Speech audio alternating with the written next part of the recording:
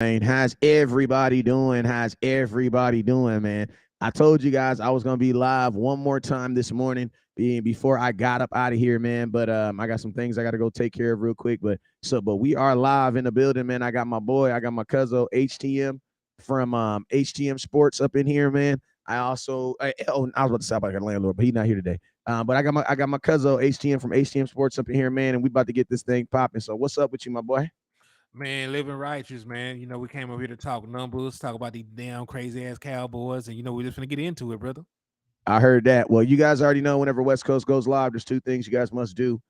First thing you must do is you must hit that share button. So I need everybody right now to hit that share button.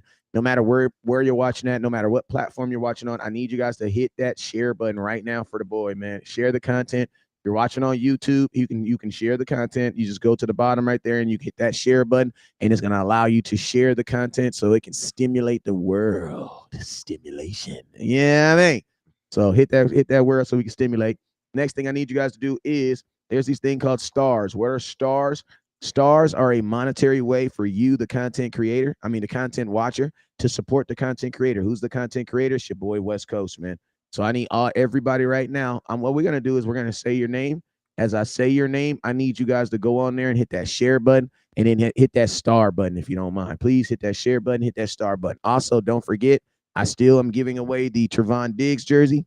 Top star giver today will be going home with a Trevon Diggs jersey. So make sure, if you have not already, make sure you guys hit that star button to get entered, man. Just got to remember, top star giver today will be going home with a Trevon Diggs jersey. So make sure you guys hit that star button, man. Yeah, feed me. So let's go ahead and get into it. I'm updating all the thumbnails right now. HTM, you should have got the thumbnail well as yourself. I received it. It's received, and it's gonna be uploaded. All right, so go ahead and show some love to some folks that's showing some love to you, helping you keep them bills on over there, sir. Oh, no doubt, man. And, hey, Tommy Montoya, I see you, part of the Wrench Gang, tapping in. He says, "What up to Rich both of Gang. us, man?" Yeah, yeah. Nelly Rogers over here showing love. Double R, part of the Wrench Gang, tapping in. Michael Lockhart tapping in. Daisy Clark. I say my boy Brian Kite. What's up with you, man? I see you in there. How you living? So yeah, there's a bunch of folks over here showing love. I see my admins in here showing love with me. So we ready to go, man.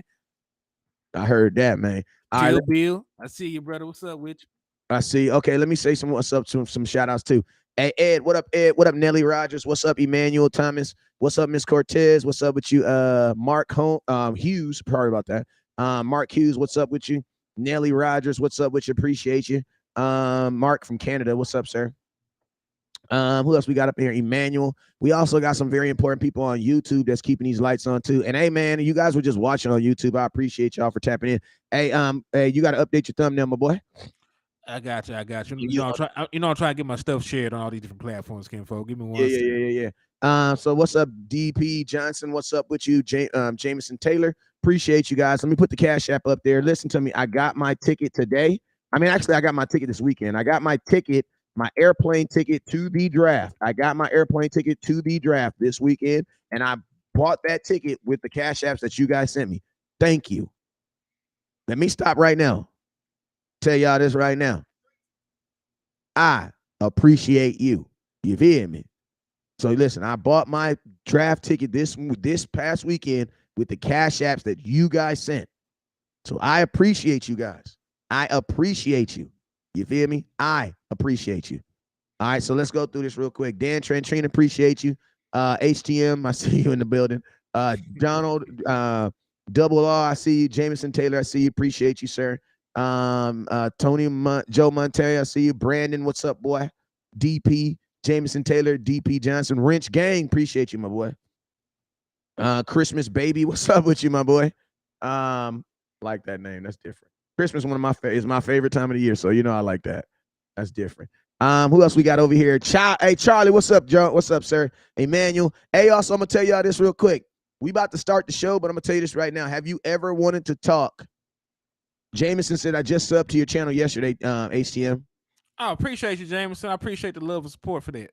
Appreciate you. Hey, also, HTM needs 400 people to go to HTM Sport and hit that subscribe button so he can get monetized. He's exactly 400 away. He's exactly 400 away. I need you right now. If you have not subscribed to HTM Sport, to go over there. I'm gonna post it on my page too, so we can help him out a little bit to get him to the top to the 1,000 so we can get him up there. He says, West Coast, you spend too much time telling people to share stars and stuff. No need. We want to hear show. Absolutely, Bill. I don't spend enough time because none of this stuff is free. Hell, you mean, Bill? If listen to me, if they don't share and send stars, there won't be a West Coast because I'm not paying for this stuff by myself, bro. I paid for this since 2014. This stuff is expensive, bro. It costs $342 just to have a certain internet so I can go live and not bleep out. Nah, bro. You got to support this. Jerry Jones ain't letting you watch them Cowboys for free. See Burlington, I see you, man. What's up? But I appreciate you, but nah, Bill Breeze, nah, man. Until they change the word the monetary system works, we gonna have to share and we gonna have to support. You know what I'm saying? All right, John Rod, appreciate you, my boy. C. Burleson, what's up with you? 80 on it, 80 on it, but I appreciate you, your feedback, Bill. But we gonna talk that money over here, same way Jerry do, because it costs to pay the boss. You know what I'm saying? It costs to be on every morning. What's up, Edie? Be on it. Hey, Joshua, what's up, with you, man? I appreciate you for going over there and hitting the subscribe button, brother. I appreciate it. Yes, sir. Hey, if you just subscribed, Jameson Taylor's on his way to dialysis. Real quick, Father, in the name of Jesus, I ask you, Lord, you touch my brother that's out there that's going to dialysis. And I also ask you, Lord, you touch anybody that's under the sound of my voice that is going through anything this morning, Lord. I ask you, Lord, you touch them and heal them and let them have a great day. In Jesus' name I pray, amen. You feel me? Man, dialysis, I know what it is, man. I used to own a business that cleaned dialysis, the locations, man. And man, just seeing people sitting there all day, bro, like all day. You are literally there all day, man. Salute to you, my boy. Hey, listen to me. I make content for the Dallas Cowboys fans that's sitting in dialysis rooms all day that can't go nowhere. You feel me? I bang for you. You feel me? Let's go, man. That motivated me this morning. God dang it. On my mom, we gotta go harder. You feel me? Like for real, bro. That's folks that's literally, bro, sitting up in dialysis clinics all day, bro. All day. You feel me? Watching them boring ass movies they put on. You feel me? No. West Coast and HTM, we got you, bruh. We got you. For at least the next 40 minutes, we got you. You feel me? All right, let's go. Also, I'm going to tell y'all this real quick. Have you ever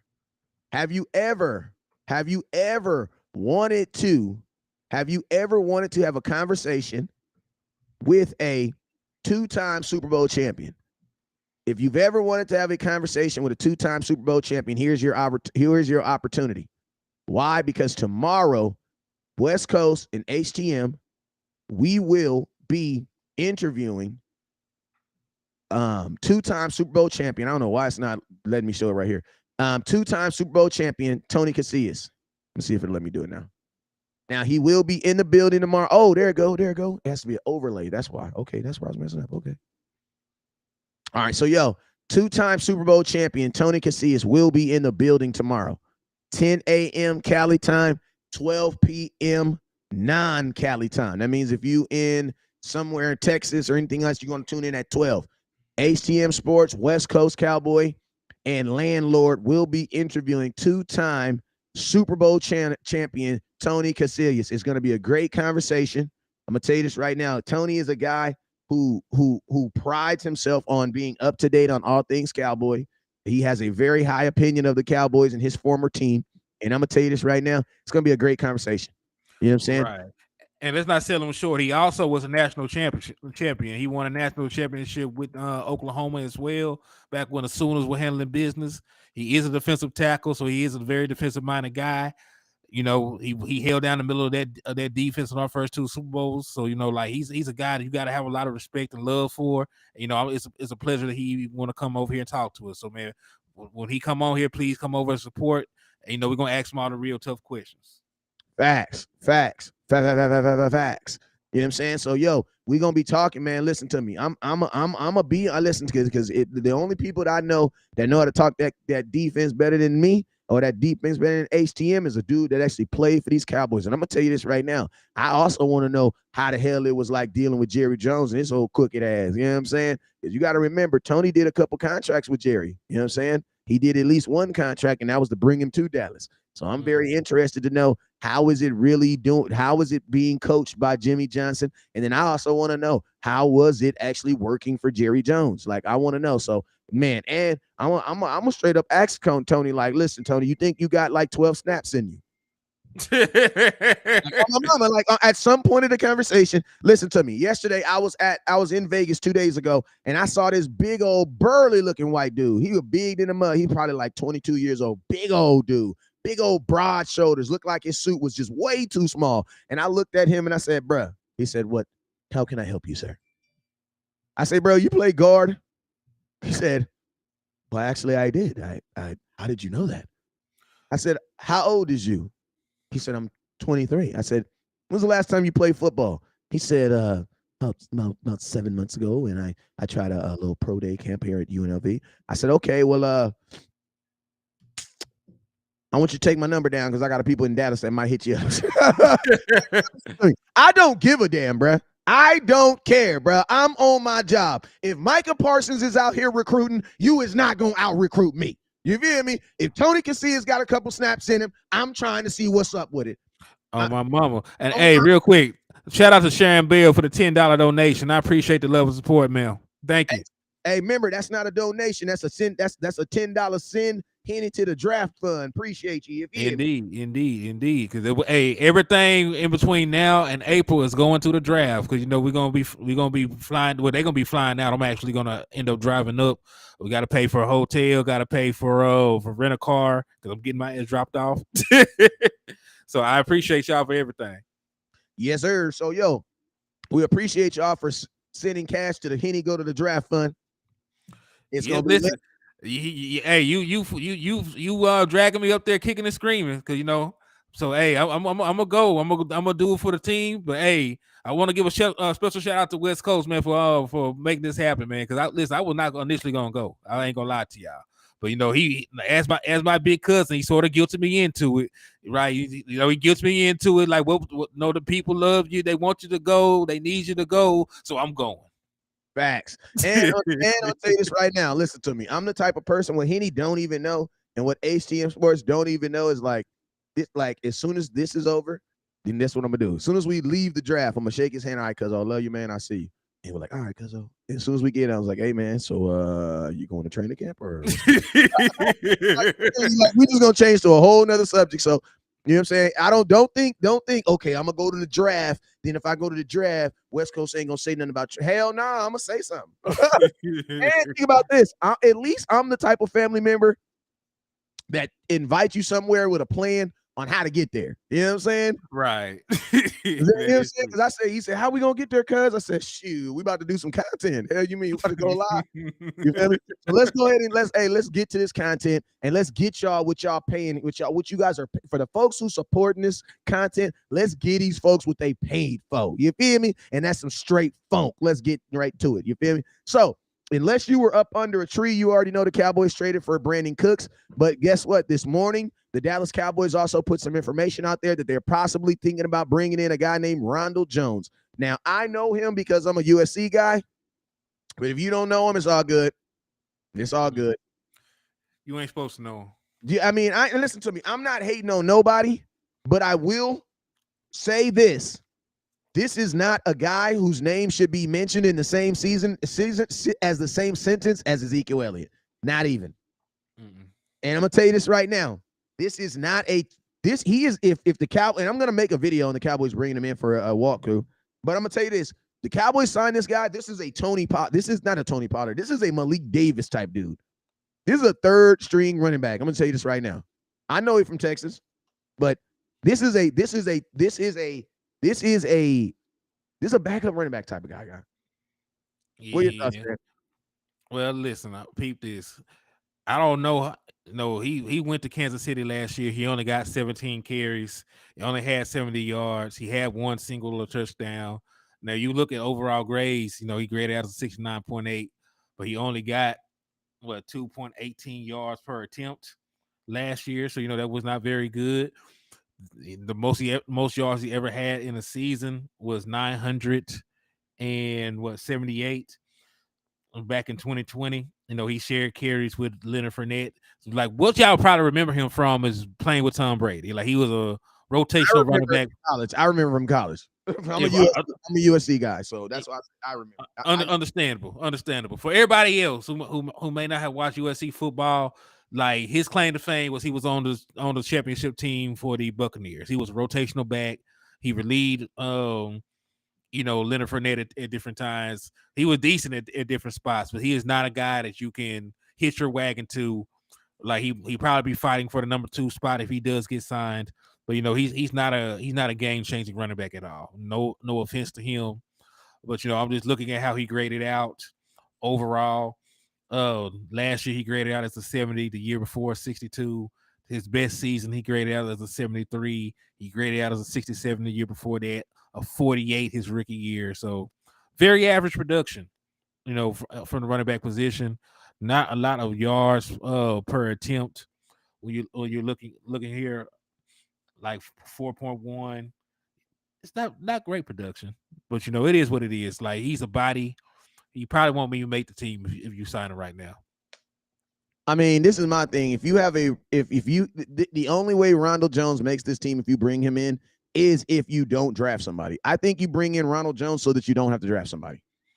And listen, like because I think any draft pick that you draft will probably give you more production in him. And I'm gonna keep it real. I think Malik Davis will beat him out. I feel like Malik Davis will beat him out. Like I don't believe I think Ronald Jones is a James Washington. Ronald Jones is a guy that they're looking at because they know they don't have a second running back. And to be honest with you, like this is my thing too. Considering that you're starting running back until he is 100% healthy, you got to look at any running back that comes in right now as a potential one-way running back until you know when Tony Pollard's going to come back. You cannot just assume that Tony Pollard's going to come back healthy. Now, I know Cowboy Nation is going to do that anyway, but I will be here, the guy reminding you guys of Michael Gallup. I will be here. I will never let you guys forget that. And you can get mad at me if you want to. Mm-hmm. But we should have learned our lesson. So any running back that we bring in right now has to actually have number 1 running back almost characteristics, because there's a high chance that you will be a number 1 running back. Yeah, that's very true. That's very true. But this is the thing, like, because listen, the way that the NFL is undervaluing the running back position anyway, it doesn't even make sense to sign another running back. You're already overpaying Tony Pollard just based on giving him the franchise tag and not a long-term deal. Just based on, Josh Jacobs, who led the league in rushing, making the same amount of money as Tony, and Miles Sanders only making about $6 million a year. So you're already overpaying Miles Sanders. You just cut Ezekiel Elliott because you did not want to overpay the running back position, allegedly. So I would even sign a veteran running back. You already have Tony Pollard, who, when healthy, he made a Pro Bowl last year, right? So he was a 1,000-yard rusher. So you have the guy that you think is your future running back, even though you have not enumerated him like so. So you have, for at least this year, he should at least be your number 1. So you have Tony Pollard. You drafted Malik Davis. You had him in the program longer than this other guy. So you know him, you know his production, you know his work ethic. And then you look at the running back draft. I know everybody has fallen in love with Bijan Robinson. But I'm just going to go through the names of all these other running backs that are out there, man. Jameer Gibbs. Hey, right? Real quick, before you say it, I even have a list of the running backs that the Cowboys have spoken to. Oh, well, go ahead. Read that list, and I'll give you some other quotes. I'll tell you right now. Matter of fact, these are the list. These are the 5 running backs. Cowboys met with speedy running back Devon Arney. That was put out on March 5th by way of A to Z Sports. Cowboys also met with running back Jamar Gibbs. That was put out on March 6th by way of Sports Illustrated. Cowboys met with Bijan Robinson. That was put out February 21st by way of Sports Dallas Fort Worth. And then Cowboys meet with Deuce Vaughn on March 5th. That was put out by 13.com. And then Cowboys met with Georgia running back Kenny McIntosh at the Senior Bowl. That was put out February 1st. Those are the 4 running backs. I was going to end this to you too, Cuzzo, but I got stingy and I was like, I'm going to make a video on it. Lord, forgive me. You good. And listen. I apologize. I was holding conversation. Don't you worry about that, man. Because listen, and those are just the guys that they actually talk to, right? Because some of those guys won't be there. Look at somebody like Eric Gray from Oklahoma. 1,366 yards, 6.4 yards a carry, 11 rushing touchdowns, ran a 4.4 at the combine. And he's not even projected to be a first round or second round pick. Like they got him going late second round, third round. Like there's plenty of guys that have been productive in the national football, in the NCAA that you can get for cheap, right? We didn't even bring up the Spears boy from Tulane who reminds us of Tony Pollard with his explosive ability. So like there's a bunch of running backs in the draft that you could pay next to nothing, bring them in, and they will probably be better day one than this guy. So no offense to Ronald Jones, right? No offense to him. I don't know him personally, but just from a standpoint of money, standpoint of production from the running back position, like there are guys you can get for minimum wage basically that can do what he does. Let's be honest about it. And like we said, we don't even think that he's better than Malik Davis right now. So that should say enough. So like they brought him in, and even I was saying that I would prefer bringing in a veteran running back, but just not him. Just not him. Hey, I'm fixing my microphone. No, go ahead, bro. I got you. Listen, would y'all rather have Ronald Jones? Would y'all rather have Kareem Hunt? And I know Kareem Hunt, has not had the production that he did to start his career. But at least you know that he was a former Pro Bowler. He was a 1,000-yard rusher. Even when he was splitting carries with Chubb, he was still a productive runner. Still adds explosive layer of pass catching out of the backfield. So like when you look at the other available options, like somebody like Kareem Hunt, I would have called in Kareem Hunt and gave him a deal before I even thought about bringing in Ronald Jones, who has been a career backup running back. Then we already mentioned the draft picks or the other guys being better. Like you got multiple guys in the draft that run 4.3s, right? Eric Gray was a 4.4 guy. But then you have Arcane, who was a 4.3 guy. You got Deuce Vaughn, his daddy is already on the team as a scout. You wouldn't think they would like to sign Deuce Vaughn. One of the other speedy wide receivers, running back like Jameer Gibbs, who was a 4.3 guy, who could play in the. Hey, listen, and when we're talking about scheme fit, like some of the other guys out there fit the scheme better because in a West Coast offense, like being able to pass block as a running back is cool. But because it's called a long handoff for a reason, like you need to be able to catch the ball out of the backfield, run routes, and things like along in that nature. So like there are other guys that are already tailor made for what we want to do coming out of the draft, as opposed to drafting Ronald Jones. So I said his name right, Ronald Jones. Yeah, he's not even on my radar. I didn't get his name right. But point being, like, yeah, this is a no for me. Yeah, and I'm gonna tell you this right here, like, in my opinion, the Ronald Jones being the first Cowboy running back the first running back the Cowboys are connected to, I think it just only solidifies the point that the Dallas Cowboys had Ezekiel Elliott did not get released because of anything has to do with his production. He got released because of finances. And I'm gonna tell you this right here. Ronald Jones is probably gonna cost you like a vet minimum, bro. He's not getting no freaking how much did he make last year? Like Ronald Jones is going to show you guys how much the Cowboys are actually willing to spend on a running back. Tell me how much he made last year. Oh, Ronald Jones. Man, let me take a look, man. How much this boy that made? Like how much? Tell me how much money he made last year, because that's going to tell y'all right now how much money the Cowboys are actually willing to spend on a running back. That dude probably made I don't even think he made $1 million. He probably made like $2 million. He made $1.5 million last year on a 1-year deal with the Kansas City Chiefs. So guess what? And he only got 17 carries, bro. So that lets you know right there the Dallas Cowboys are trying to pay $1 million for a running back.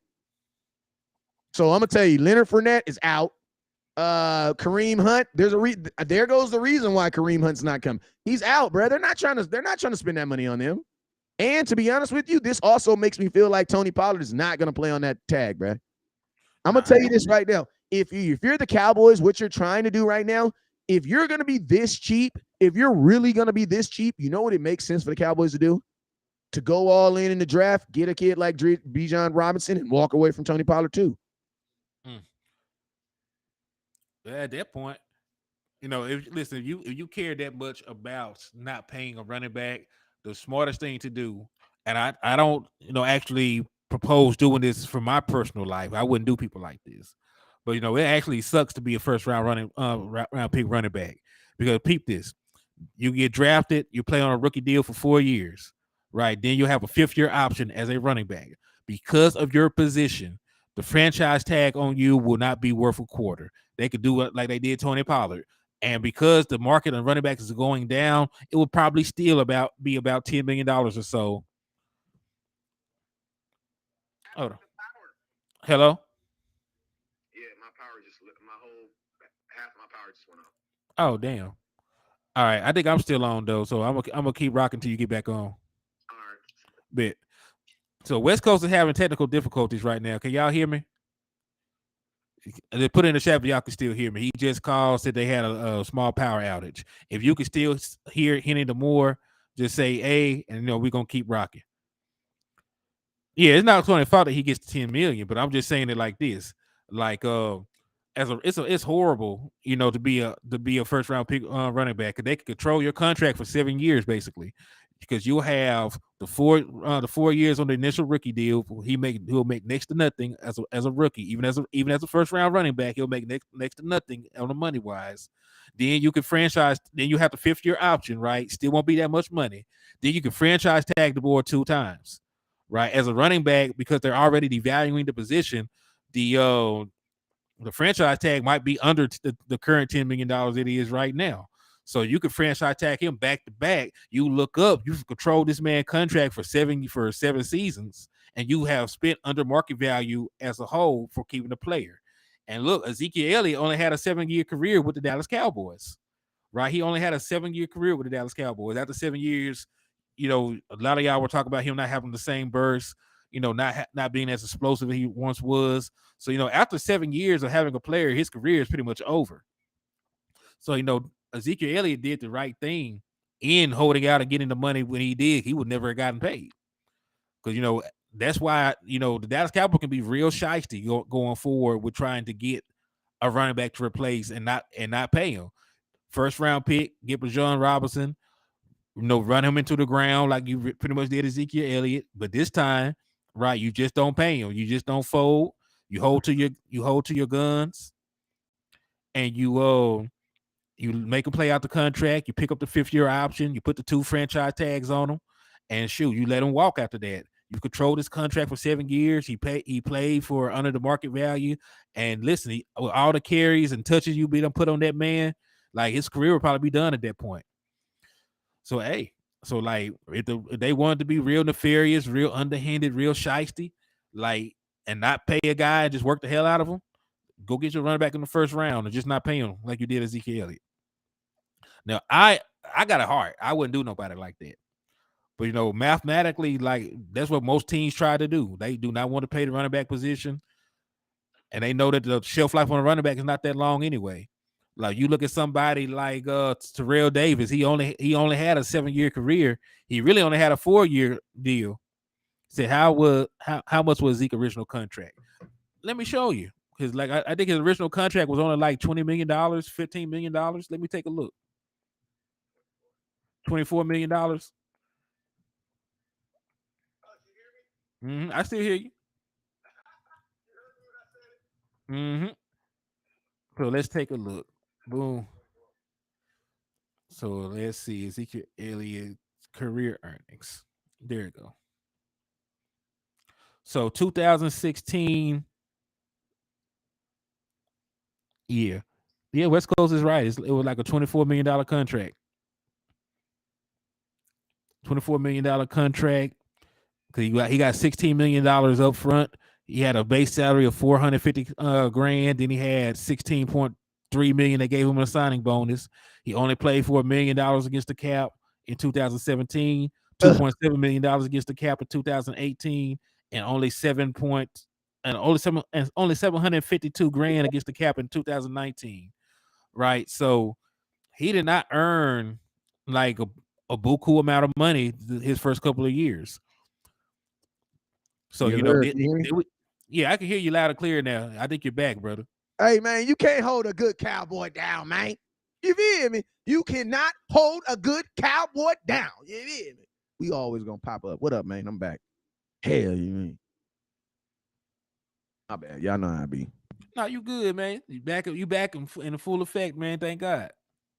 All right, so what was we talking about? We was talking about Randall Jones. We were talking about running backs in general at this point. We said that the Dallas Cowboys are not finna probably recoup Tony Pollard. Then you talk about they should just move on and get Bijan Robinson or one of these other guys in the first. And then while you were gone, I broke down how mathematically they could really finesse a first round running back. If they just don't pay him, make a play out their contract, pick up the 5th-year option, and slap some tags on them. you theoretically can control their entire career without paying no market value. Facts. That's a good point. I mean, listen to me. The only way you would, I mean, if you draft Bijan Robinson in the first round, then the first thing you got to do is you have to take the franchise tag back from Tony Pollard, because now you're if you don't, you're back to spending the same amount of money that you're going to spend. And I'm gonna be honest with you, I actually believe that that they are going to rescind the tag on Tony Pollard. I think they're going to rescind it. You know what I'm saying? Because right now it doesn't make sense. Like, you should be able to get him on something cheaper. But the thing about it is, since you've given him the franchise tag, who's to say that if I'm Tony Pollard, I want the $10 million now. You know what I'm saying? Because the chances of you getting a deal better than that are very, very slim, because running backs aren't getting that. Saquon Barkley wanted 12 and they gave him the tag. Mm-hmm. And think about this, because his rookie deal was $24.9 million, but that was for 4 years. That's basically $6 million a year. So, like, that's not no real money. There were multiple years where Zeke only cost you like under $1 million a year. The one year that his cap hit was like $750,000. Yeah. So and then also this, Henny, what did the 26th overall pick make last year? What was the contract they got last year? The contract that Zeke got last year? No, the 26th pick, because you guys remember, in the draft, they don't actually get paid by their position. They get paid by where you actually get drafted at. So in the draft, it's a little bit different. You know what I'm saying? When you're in free agency, you get paid by your actual position. You know what I'm saying? Wide receiver, running back, da-da-da-da. But in the NFL draft, you're going to get paid based on where you're actually physically taken at. So that's the real question too, is how much money the Dallas Cowboys are going to have in that running back room. Because, I mean, if you draft a running back, you're going to pay him what you would pay the 26th overall pick. You know what I'm saying? So that's another thing. It's like, where's the Cowboys going to put that money? I think right now it's easier to put it on the offensive line, because you're not really paying for guys on the offensive line. He got paid up front. Zeke, no, he didn't. Zeke was on a contract. What are you talking about? He got $16 million up front at the time of signing as a signing bonus. Yeah, because it was a contract. Yeah, but yeah, it's a contract still. Yeah, that doesn't count against the cap. So, and think about this: your 26th pick is going to get some money up front too. Listen to me. Money up front is good. Money up front is good. You want Jermaine Johnson got picked number 26 overall last year. And what was his contract? Let's take a look. 4 years, $13 million.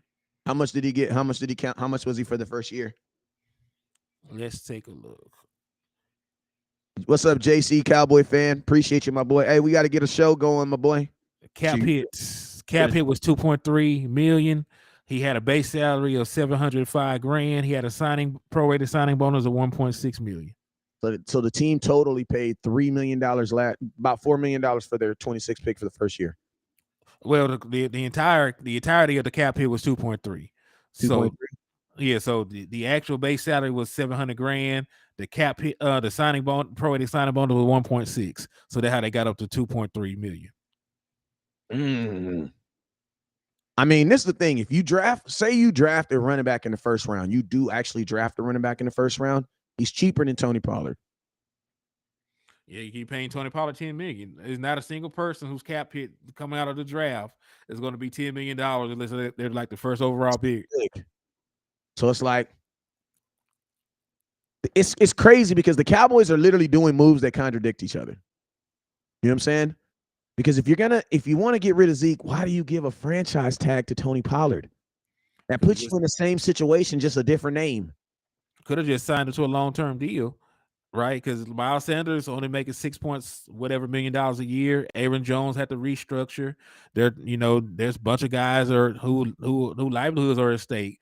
Josh Jacobs got franchise tag. Derrick Henry's on the trading block. They're actively devaluing the running back position.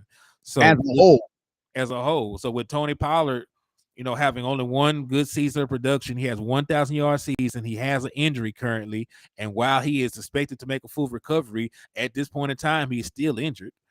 So I think they totally overestimated what the actual market for running backs would be this year. I think that they did. Otherwise, there's no way in hell they would have gave him a franchise tag. Yes, and you got to think like this. As of right now, all the money, like, because Cowboy fans have literally became capologists because of all this, right? And think about this: there is like, man, a Cowboy. I ain't never seen so many Cowboy fans that got A's on they math test. Like, come on now, you would think every Cowboy fan was an A student, bro. As much as good as we are on the cap now, you know what I'm saying? But as I look at these caps, man, I'm thinking like, bro, there's $10 million that we're not even thinking about, that we could literally free up $10 million. And how could you easily do that? By doing what? Freaking rescinding the tag. Take the franchise tag back. And then my question is this: if you took the franchise tag back right now, every running back is basically signed. So it's like, I'm gonna tell you part of the reason. Listen, if you rescind the franchise tag now, you might actually lose Tony Pollard. You want to know why? Because now he is probably the best running back, because the running back class is bad. You know what I'm saying? But at the same time, if you're a team that's interested in a running back that's not named the Dallas Cowboys, you should just go sign him, Ezekiel Elliott. Like, you should just go sign him. Like, that should be your thought. Ezekiel Elliott is the best available running back right now, and you can't even sign him. Why? Because he's coming off your team. TP's ligament damage is under discussed. Man, now we in a position where we don't even need to discuss it. We just need to pray that it's better. You know what I'm saying? Because I'm gonna tell y'all this right now: this season's gonna spiral fast if Tony Pollard isn't able to play a large minute, or if he's just not Tony Pollard. I'm just being real. If he's not Tony Pollard, then guess what? This season's gonna spiral. And I'm gonna tell you this right now: the Cowboys have already shown you that what they're willing to pay for a backup running back. Like, I see why they didn't offer Zeke a restructure or a goddamn pay cut, because there's no way Zeke was going to come down to no $1 million, bro. And that's what they want to pay. They want to pay vet minimum. I agree. Because listen, there was a real possibility of retaining Ezekiel Elliott, because a restructure on Ezekiel Elliott's contract, if I'm not mistaken, would have saved you over $6 million. So you could have kept Zeke's production, got the pay cut, right? And you could have still went shopping, right? And you would have had the money up front. The $10 million you save by cutting Zeke, you can't even touch till after the league year starts. So after June 1st, you get that extra $10 million on the cap. But right now, like, that money is sitting in limbo. So yeah, like, they got to actively be trying to press it. Also, OTD Pot had a very good point. Like, what if they did offer Tony Pollard a contract and he misjudged his market value? There's no way in hell that Tony Pollard thought that on a broken fibula that he was worth $10 million. There's no way. You sure? I'm sure, bro. Because you got to think, if you're an agent, think about CJ Gardner-Johnson. Even though he is, he's fully healthy right now, like, he was expected to get a bag for somebody. He didn't even get a bag from the team that he was playing on. But think about, I agree with you on that. But this is what I also believe too, though. I also believe that there wasn't a large, like, NFL, like, devalue of his position too. You know what I'm saying? They are purposely running the number down on running backs right now. And I actually think Tony Pollard's agent actually did a good thing, because you got $10 million guaranteed for a player that's hurt. That is true. Like, I don't like, as an agent, you gotta, agents looking at him like, bro, I don't know what you're talking about. Like, my client is technically winning. Like, he got $10 million guaranteed and he has a broken fibula right now. Like, I don't know how much more better of a deal they could have got better than that. You know what I'm saying?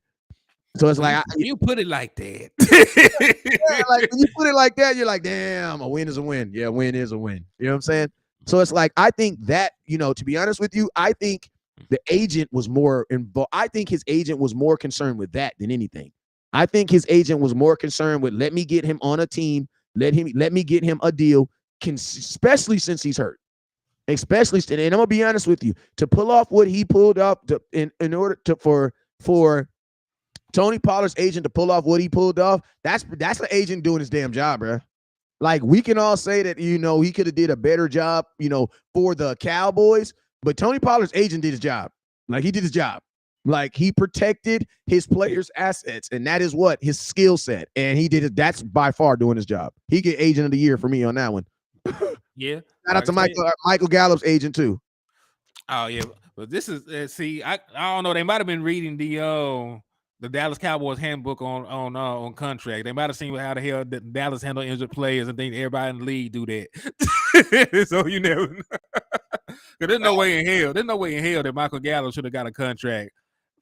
This is to be honest. Like I know a lot of us love Michael Gallup. You know, he a good underdog story. But God, dog, like you 2 years back to back, man. I don't even understand that. And you had a healthy after Amari Cooper on the team. You ain't have to do nothing with his contract. I'll never understand that. Hey, real quick, I'm gonna tell you guys right now. Tomorrow morning at 10 a.m., HTM Sports, Henny DeMore, landlord, West Coast Cowboy. We will be having a conversation with two-time Super Bowl champion Tony Casillas. He was a defensive tackle for the Dallas Cowboys. If you a real Cowboy fan, you know who Tony is. If you're not a real Cowboy fan and you don't know who Tony is, it's kind of cut and dry. You know what I'm saying? Saying if you had those real like nosebleed Dallas Cowboys fan that was for them dirty boys, Tony was one of them dirty boys. That boy played on the defensive tackle line. I mean, he was a defensive tackle. And I'm gonna tell you, if you've ever wanted to talk to a two-time Super Bowl champion, tomorrow is your day because we will have him here. If I have enough time with him, I will even open up the chat line so you guys can talk to him for a little bit. But I'm gonna tell you this right now. This is a man who played for Jimmy Johnson, won 2 Super Bowls with Jimmy Johnson, and I feel like he's gonna have a really good, interesting story on why he feels Jimmy Johnson is not in the Ring of Honor right now. And I also feel like he's gonna be able to talk to West Coast on how the Dallas Cowboys can stop the run at some point of their life, considering that's what he did for the Dallas Cowboys. You know what I'm saying? Tony is a guy that is very up to date on everything Cowboys. If you go look at his Instagram, he has a lot of points. He has a lot of things that he voices his opinion on. And I'm going to tell you, man, it's going to be a really good show, man. This is going to be a really good show. So make sure you guys tune in tomorrow, 10 a.m. Pacific Standard Time and 12 p.m. Central Time. We got Tony Casillas, 2-time Super Bowl champion on the line. Let's go. Also, this is not on the subject we were talking about, but this is a report from Ari Morov off of Twitter. It was discussing Adam Thielen. New Panthers wide receiver Adam Thielen says on the Pat McAfee show that he also had conversations with the Dallas Cowboys and the Denver Broncos before he chose to sign with the Carolina Panthers. Damn. So Thielen says he strongly believes the Panthers could win a Super Bowl. So the Dallas Cowboys actually did reach out to Adam Thielen about playing for them, but he chose to go to the Panthers.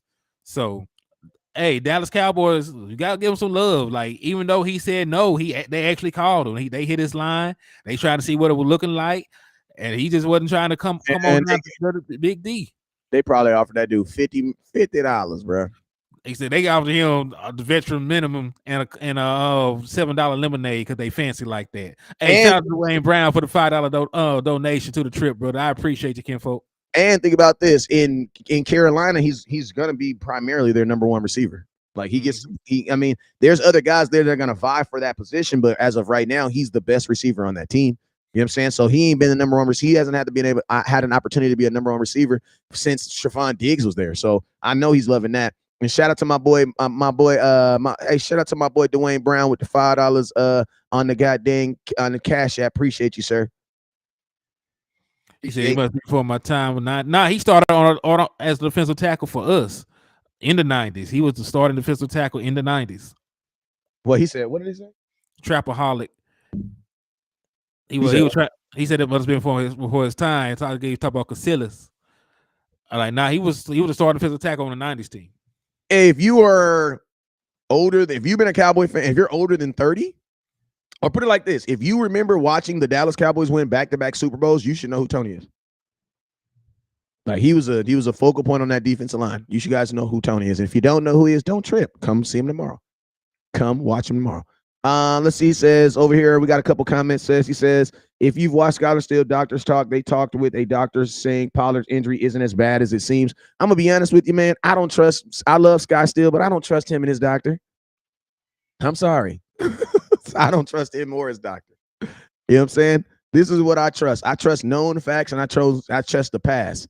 I trust Des Bryant getting the same injury. I trust other papers getting this injury, man. Like, unless we talking to Tony Pollard himself, man, I don't trust none of them dudes, bro. I don't trust none of them dudes, man. There was somebody saying the exact same thing about Michael Gallup. And I'm going to tell you this right now. A player being healthy and fine is not a player being able to play to his max level. That's two totally different things. Like, I tore my ACL, and guess what? My ACL was healed literally 90 days later. It was healed. Like it was actually healed. But could I go out and run and cut on it? Hell no, I couldn't. You know what I'm saying? Hell no. So it's like that's two totally different worlds. You know what I'm saying? So I'm not listen to me. I'm not knocking Skywalker. Hey, salute to Skywalker and his doctor, but bro, I don't trust them dudes, bro. I don't trust them dudes, bro. I don't trust. I played enough football to know that what a fibula does, and we've seen it. We've actually seen it. We have players that have had this. And think about this: it's not about can Tony Pollard be Tony Pollard and be able to put his shoes on and walk down the street. It's can Tony Pollard be a running back that is the top running back on this team, making $10 million a year while running the ball and pass blocking? That's the question. Catching passes because you in the West Coast offense. So that's what we're asking. Can Tony Pollard be a better running back coming off of an injury and doing more? That's what I want to know. If somebody's doctor can explain that to me, then knock me out. Let me know. Like when I tore my ACL, a doctor came in and was like, yeah, West Coast, you'll be fine in like 3 months. But they couldn't tell me when I was going to go play basketball again and when I was going to be able to go run with my kids. They can't tell you that. Nobody can tell you that. You know what I'm saying? So a doctor, listen to me, a doctor only tells you when it's going to be healed. He is not going to be able to tell you when you're actually going to be able to perform at your top peak performance. And that's two totally different things. So you know what I'm saying? So the doctor might be right. He might be healed in two months. You know what I'm saying? But that don't mean he's going to be able to run and actually be Tony Pollard. His doctor don't know that. He don't know that. No, and listen, everybody's healing process is different anyway, right? Because you saw people tear their ACLs and then they come back and go crazy like Adrian Peterson, which was an anomaly. And then you've seen people tear their ACLs and they miss the entire season like Odell Beckham. Facts. So, think about this. Oh, my God. Better example. Odell Beckham tore his ACL 2 weeks after Michael Gallup. Michael Gallup played last year. Odell Beckham didn't play a down. Exactly. Think about that. Actually, it was a month. It was actually a month. Because Michael Gallup tore his ACL at the Arizona Cardinal game, wasn't it? Arizona Cardinal game in January. Yeah, he tore his ACL in January. He was back on the field by week 3. Odell Beckham tore his ACL in February and did not play that entire year. Mm-hmm. So it's every single person is different. Go ahead. Damn, I keep on. Said, God, it feels like I hate this new nurse, guys. Hey, it's gonna be all right, man. Just stay positive. It's gonna be all good, brother. Just get through it. And we're gonna keep rocking with you, Jameson Taylor. He said, what? What Jameson say? He talking about his new nurse. Ah, man. Hey, pray for him, Jameson. Just pray for him. Pray for him. You got a point. I'm going court. I'm doing some family court today. You know what I'm saying? I pray for my judge. Everybody, I pray for all of them. You know what I'm saying? Trying to get this final approval for my daughter to get her last name changed. You know what I'm saying? Shoot, I pray for all. I pray for the DA. I pray for everybody, bro. Mo Walton said Gallo should have sat out this year. He looked horrible. He did. I mean, I don't think he should have sat out, but he should have at least sat out the first 5 weeks, bro. Like, this is my thing. And Dez Bryant said something that I love. He said, good players don't play hurt, or at least don't play hurt for the Cowboys. Dez said that out of his mouth. He said, do not play hurt for this organization. You know what I'm saying? And the reason being is because guess what? Instead of you guys being appreciative of Michael Gallup and being like, hey, man, Michael Gallup went out there and played for us. He went out there and, he was hurt and he still went out there and did his thing for the Cowboys. You know what we say? Oh, he's washed up. Oh, on my mama. Hey, listen, the Dallas Cowboys feel the same way because they don't appreciate him playing hurt. He put out bad tape. They went and traded for another wide receiver because of it. They traded for another wide receiver. And there's still a possibility they can cut him pretty soon because of the way that his contract is set up. Hey, say that one more time, man. Like Dallas Cowboys even appreciate it. Like, listen, they're like this is the equivalent of going to work sick. Right, you're sick. You're working through a cold. You come in, you're trying to do your work on time, and because you showed up and you weren't the same person you normally are, they demote you. You were a line leader. Now you got to take orders from somebody that just got there. Like he's not even a number 2 wide receiver right now. And think about this: you had guys like West Coast that was on here, like, bro, just give him I think Michael Gallup's going to be better in year 2 come off of energy. I honestly think that he is. I honestly believe that Michael Gallup will be better in 2023. Why? Because he's going to be 100% healthy. Guess what the Cowboys said? Nah, we cool. Oh man, hey, Hayes said it too. Like they use Ezekiel Elliott playing hurt against him. Like that's what I say. Like, bro, man, good points. Hey, y'all smacking. He says worst a pro athlete can do is play hurt. Good job, Paul Bishop. That's point. Mm-hmm. Said the worst thing. He says that's why I steal company time. You quit. Hey, Swain, he just playing. He just playing. Swain, I don't never do nothing that work. I don't never do nothing that work. I hope that ain't you, Swain. All right, so let's go. He says, I still want to see us make a push for D Hopkins. D Hopkins ain't coming to Dallas. And I'm going to tell y'all this right here. Look at what the Cowboys are trading. The most we've traded was a 5th round pick and got players that you guys love. They're not about to trade no 1st round pick, 2nd round pick for no DeAndre Hopkins. I'm going to tell you, DeAndre Hopkins is done. That mindset is done. It doesn't even make sense now because you just gave up these 2 picks to bring in Brandon Cooks. He's still going to make like $18 million. And what you going to do, make Brandon Cooks your 3rd receiver? If you go get DeAndre Hopkins, congratulations. You have the highest and most expensive wide receiver room in NFL history. And you still ain't even paid CeeDee Lamb. You ain't paid CeeDee Lamb. You ain't paid Trayvon Diggs. You got a bunch of other things you need to worry about right now. Also, something crazy. The Dallas Cowboys moved Isaac Alacorn to defensive tackle. How do you feel about that? Luckily for Alex Alacorn, he can't legally be cut by the Dallas Cowboys, so the Cowboys can move him to quarterback, to be honest with you, and they still couldn't legally cut him. Alex Alacorn is a part of this program, and I know what the Cowboys are doing. They had Alex Alacorn as an offensive line for the last 3 years, and now his little contract is up, and the Cowboys they got to bring in another player. So instead of bringing in a whole nother international player, what the Cowboys are going to do is they're going to say he's moving to defensive tackle, but he's just gonna train with the offensive lineman, and that's going to prevent them from losing him and bringing in another guy. And then they get to keep Alex Alacorn. He will be listed as a defensive tackle, and he probably even will play some defensive tackle. But on the low, he's gonna be an offensive guard, offensive tackle, or you know what I'm saying? This is just a procedural thing to keep him on the team.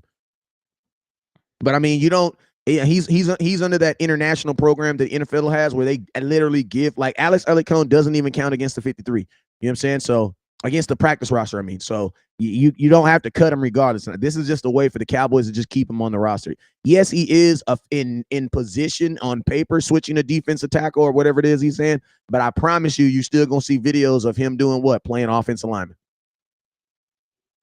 I'll take him at defense. I'm not taking him at no defensive lineman, bro. He's only been playing American football for 5 years in his life. 3 of those years were with the Dallas Cowboys, and they were on offensive line. No, I'm not. Defensive linemen are born. Like when someone comes out of the womb, there is literally a coach that catches him and says, "You're an offensive lineman. You're a defensive lineman," and that's just what it is. Defensive linemen. This is not. You just don't pick up that is not a position you just pick up at 25. No. Hey, Wiz, I'm gonna let you keep rocking, but I gotta get back to work, man. I appreciate you for having me over here, man, on the west side of town. Yes, sir. Hey, I appreciate you, Henny. I'm gonna rock for a little bit longer. Hey, but yeah, man, like I was saying, Alex Alacorn did get switched. He did get switched out, but like I said, I think it's just gonna be a procedural thing. I think the Dallas Cowboys are still gonna use him heavily as an offensive tackle. But I think this is more of just the Cowboys just trying to find a way to learn to stash him on the roster. You know what I'm saying? But a defensive tackle position, that's not a position you just kind of wake up and just be like, oh yeah, we're gonna be defensive tackles. That's not how that works. You know what I'm saying? And you got to remember the Dallas Cowboys. But I will say this though, if you do try it, you better try it now by Dan Quinn, because you ain't gonna get a better coach. He's definitely ain't gonna get a better coach. Fredo says they pulled me out and said DB. Okay. They cut Zeke after he played injured. Yes, that was true. Gallup will be better, but he has to get 800 yards as a third option to stay on his deal. Really, if he gets 1,000, then he really gets traded anyway. I don't think a third receiver is going to get 800 yards in no West Coast system. I think that's going to be a hard task to ask. I mean, we barely had a number 2 receiver that get 800. You know what I'm saying? Our number 2 receiver didn't have 800 yards last year. So for me to ask for a third receiver that's making $11 million, I don't think so. I think we just need to accept the fact that was not a good contract. It wasn't a good contract. Let's go. Do you think Wagner is an option still? I believe he should still be an option because LVE was on this team and I was still making videos about the Dallas Cowboys being interested in Bobby Wagner. So I don't see how that has changed. That hasn't changed anything. Like, listen to me. LVE is the reason why I am interested in Bobby Wagner. So if LVE is still on this team, I am still interested in Bobby Wagner. That will never change. Gallup is better than people think. Mike, I disagree. 2 years ago he was, but not today he's not. People are pretty accurate on what they believe Michael Gallup is. Nobody's hating on him. I bet 75 Hall of Fame. I don't know who that is, Greasy. Before we sign any other free agents and draft picks, we need to lock up CeeDee Lamb and Diggs. CeeDee Lamb, ooh, I don't know about CeeDee Lamb because I know they're going to 5th-year option his ass, but Trevon Diggs for sure. Trevon Diggs for sure. For Trevon Diggs for sure. And to be honest with you, I'm going to tell you this. I don't even believe Trevon Diggs is going to play this year if he does not get another deal. I don't believe he's going to play this year. Like, I've been very, very adamant about that. He even liked my comment that I said, like, let me see if I can find this comment. Let me see if I can find this. Like, listen to me. I tweeted, I said, go pay. I literally said, Dallas Cowboys, go pay Trevon Diggs because you have the money. And he literally liked the comment. So let me see if I can find that for y'all real quick. So Diggs wants to get paid. I don't want nobody out here thinking that he don't wants to get paid. Trevon Diggs wants to get paid. Like, there's a reason why he's going through everything. He's doing everything right now. Trevon Diggs wants to get paid.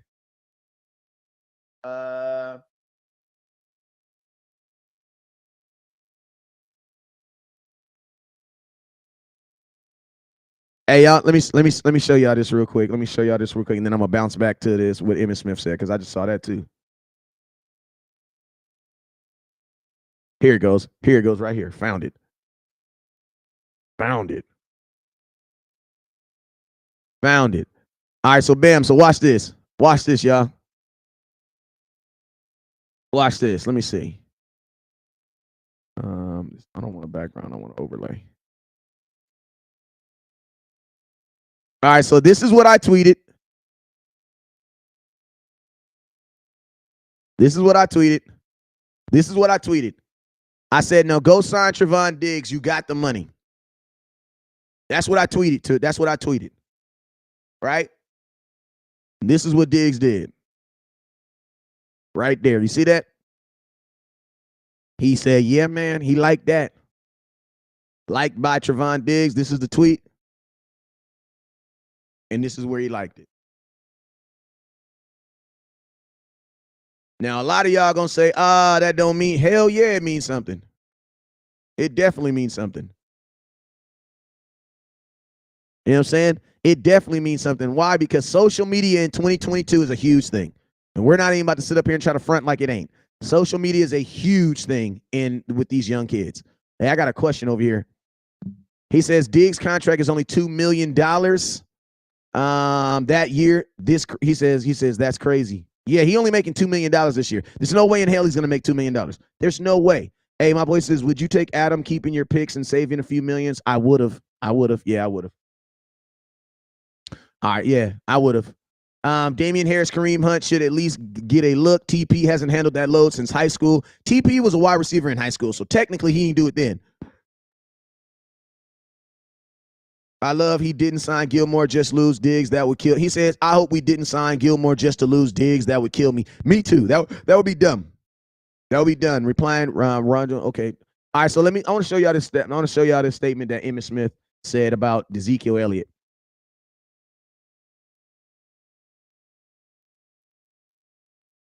I want to show y'all this. I want to show you this real quick. Now, remember, this is a man who knows more about the sport than we do.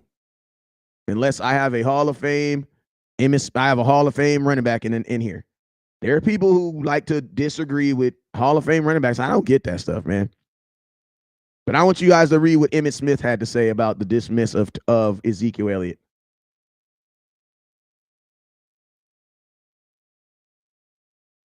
All right, let me put it up here. Boom. All right, let's read this. Emmitt says, wow, this is amazing to me. No disrespect to Malik Davis. Our starting running back is gone. and his backup has a broken leg. The NFL stands for not for long. Everyone else, go get your money because they have no love for you. If it don't make sense, and this is one of those things that makes you shake your head, thank you, Zeke, for giving everything you have, including playing injured all last season. This is why the NFL stands for not for long. It stands for not for long. He's supposed to be not for long. You could tell Emmett was mad because he had like 2 spelling errors in this. Everybody else, go get your money because they have no love for you.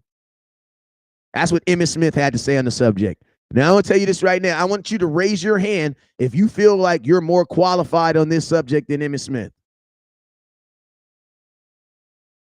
I want you to raise your hand, put it in the comment box, if you feel you're more qualified than Emmitt Smith. Because there might be some guys in here that are more qualified on this subject than Emmitt. And I'm going to tell you, there are crazy people in the world that are actually out there saying that Emmitt Smith has CTE and he's just crazy and he don't know what he's talking about. And I'm like, bruh, what makes you qualified to disagree with Emmitt Smith, bruh?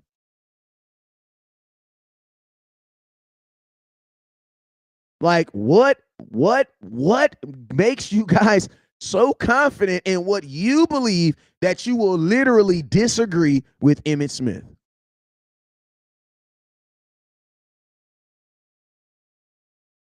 Like, that mind boggles me. Like, that mind blows me that there is an arrogant set of fans who literally are fixing their mouths in content to disagree with Emmitt Smith. And I'm going to tell you guys, Emmitt Smith ain't even talking football talk. You know what he's talking? Common freaking sense, bruh. Hey, shout out to, I got a couple of dummies in the comment box. Joshua says he's smarter than Joseph Warren. Let me go look at their profile pictures and see if they were eligible. Nah, Josh, I'm sorry. I'm sorry. Nah, brother, I'm looking at your job career. That doesn't qualify you to disagree with Emmitt Smith. Let's see who Joseph is. Let's see what John says. Let's see what I'm going to see what Joseph is talking about. Joseph, let's see where you worked at.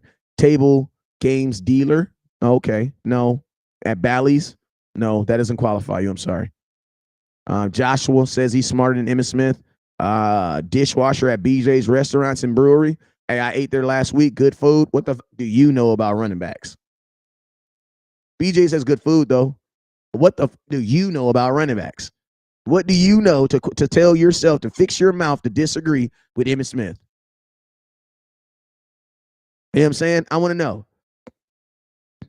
Your team has won 24 games in the last 2 years, and guess what? Ezekiel Elliott gave you 22 touchdowns in that span.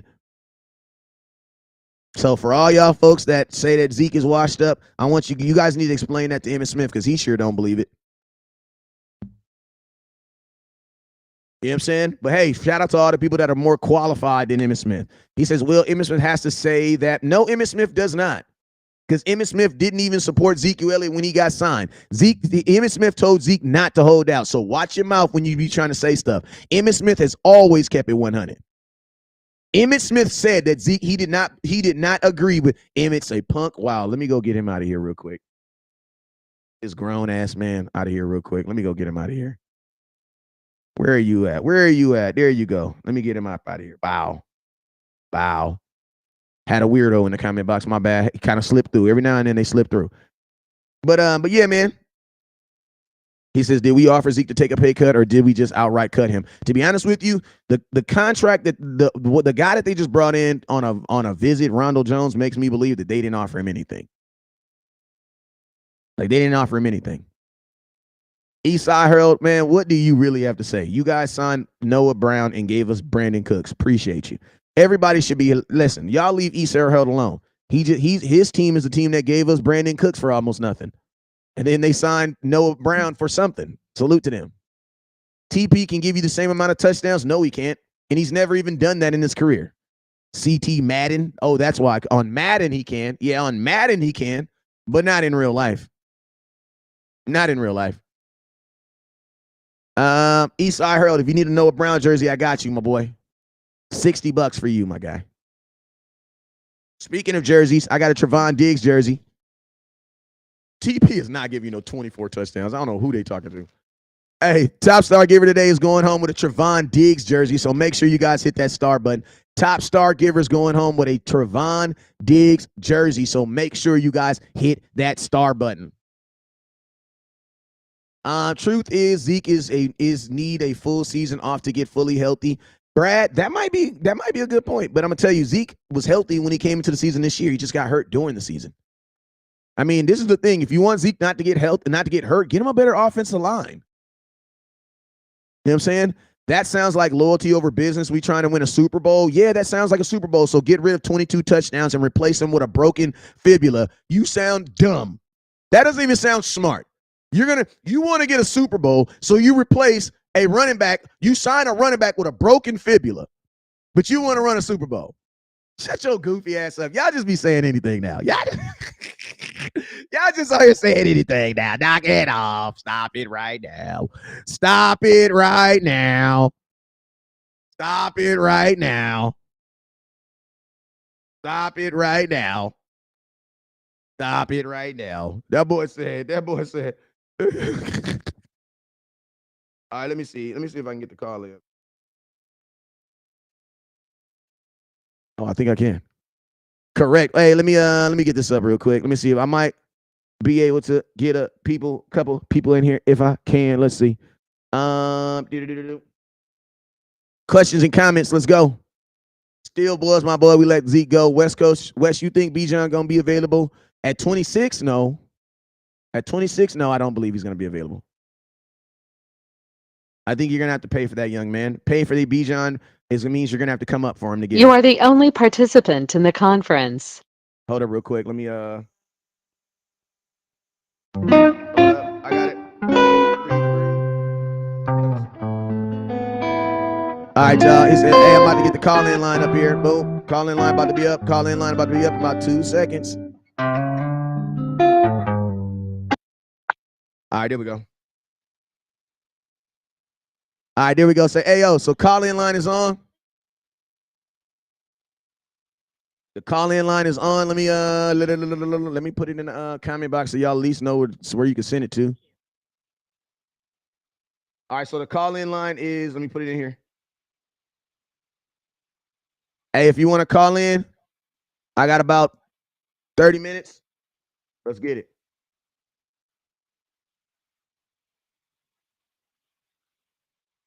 All right, bam.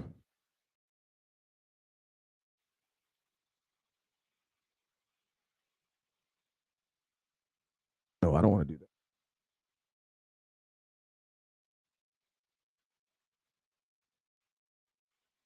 Boom. All right, bam. So, yo, it should be up now. It should be up. All right, it should be the pinned message. It should be up. The call-in line should be up. If you want to call in, you can call in for a little bit. Let's get it. Worked. Let's see if it worked, if it pinned. No, it did not pin. So let me do it on here.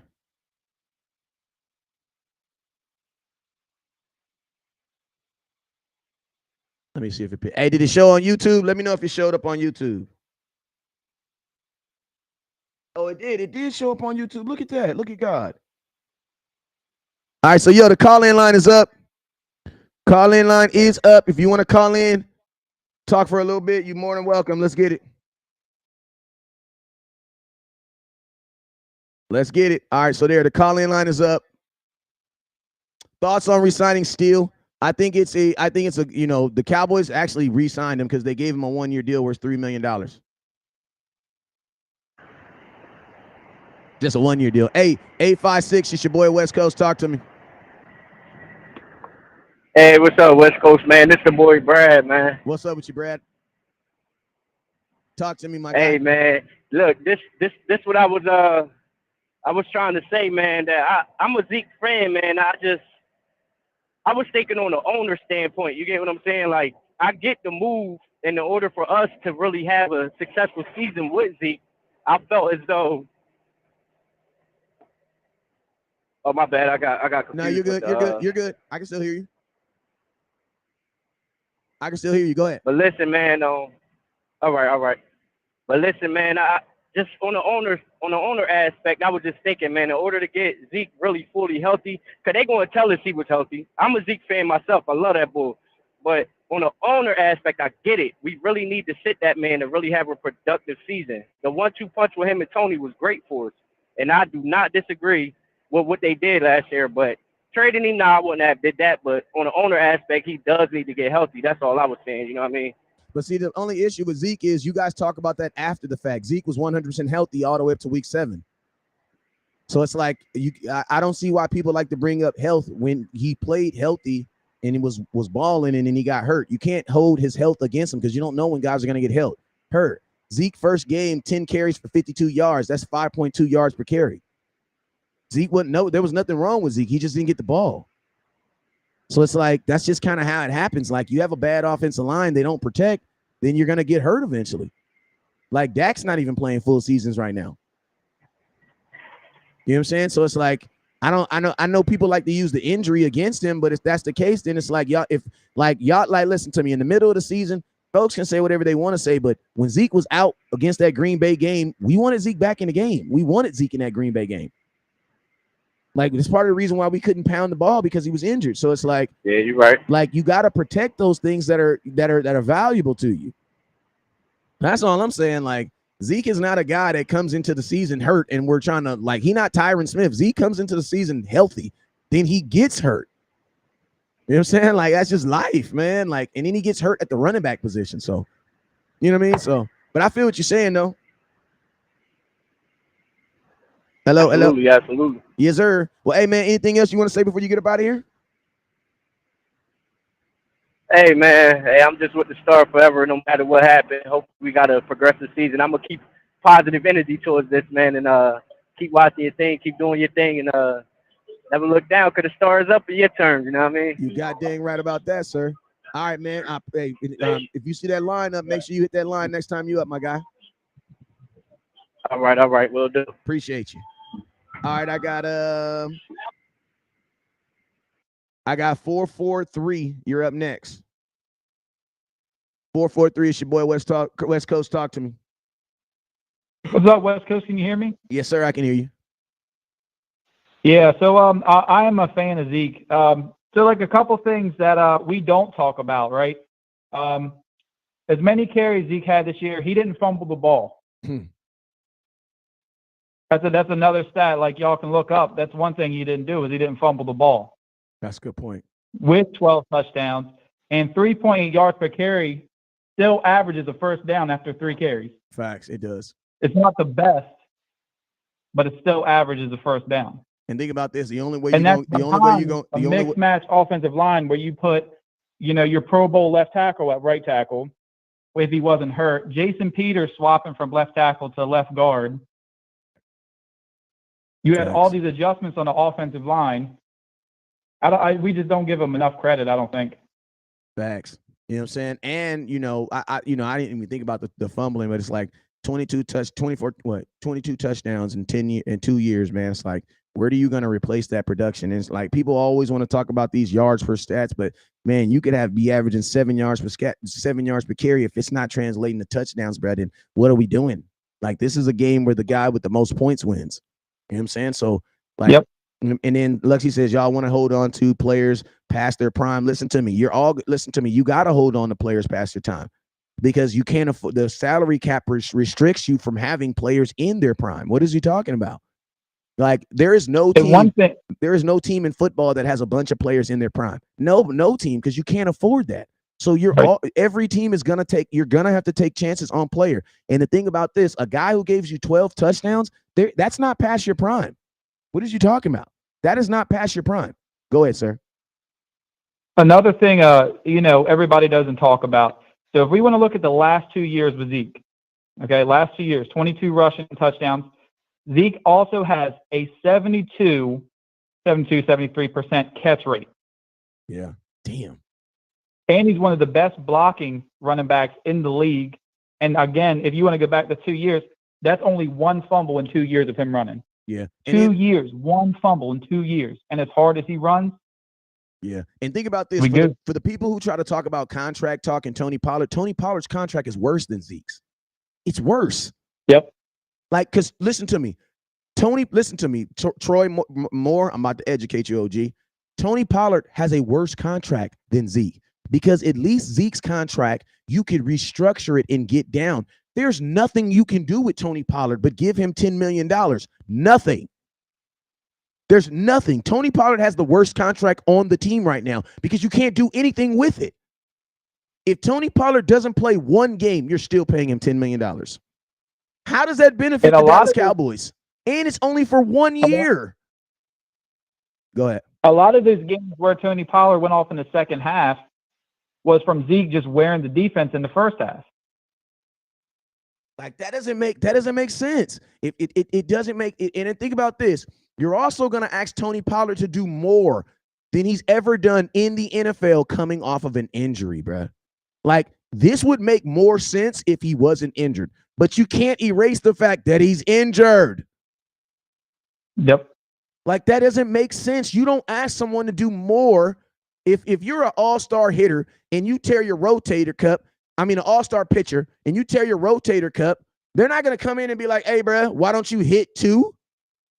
Like, they're not going to do that. They're going to limit what you do. You know what I'm saying? This is a good contract for Tony Pollard because he's hurt. This contract only benefits Tony Pollard. It only benefits Tony Pollard. That's why I said, OG, they were like, oh, Tony Pollard's agent didn't do a good job. I'm like, actually, he did. He got $10 million for a freaking hurt running back in a devalued year of running backs. The agent did his job. Like your job as an agent is to secure your agent, secure your player's future. Tony Pollard got $10 million regardless if he plays a down for the Dallas Cowboys. I don't see how his agent didn't do his job. Somebody said we pay our own to an extent. How much money will Zeke have left on his contract? He has $10 million as of now, but it's not to June 1. Hey, sir, anything else you want to say before you get up out of here? I just want to say I appreciate the content, West Coast, and keep doing what you're doing, man.